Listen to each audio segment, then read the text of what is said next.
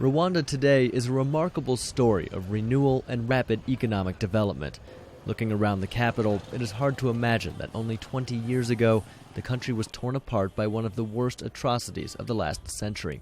Visitors often remark on Kigali's impeccably clean streets, high-tech efficiency, and the ease of doing business.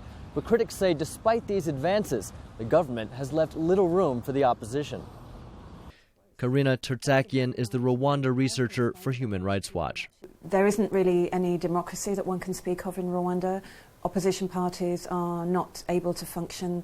There are currently 2 opposition party leaders who are in prison, serving sentences respectively of 15 years and 4 years, and other members of those and other parties that have been in and out of prison several times. President Paul Kagame and his Rwandan Patriotic Front are the dominant political forces in Rwanda.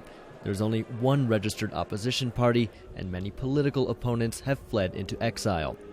While the country has progressed economically during Mr. Kagame's time in office, opponents say it has come at the cost of political freedom.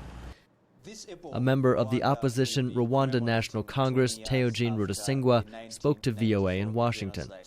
I do not agree that to be able to develop, you've got to sacrifice people's rights.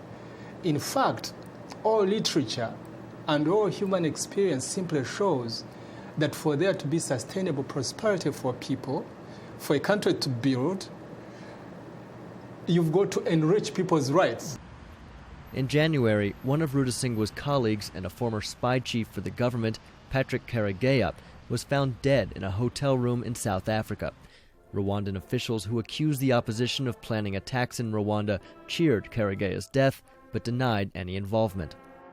At a genocide memorial event outside Kigali, Rwandan Defense Minister James Kabarebe had a stern message for those who challenge the government.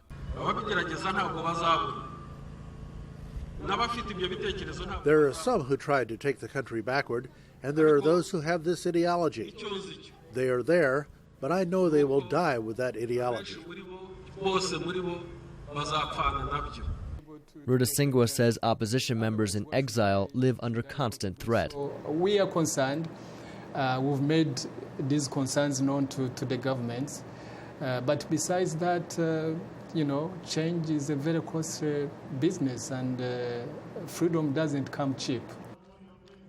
A generation removed from the genocide, Rwanda is moving forward, but opposition figures worry that lingering tension and the crackdown on dissent could mar the country's future. Gabe Joselo, VOA News, Kigali.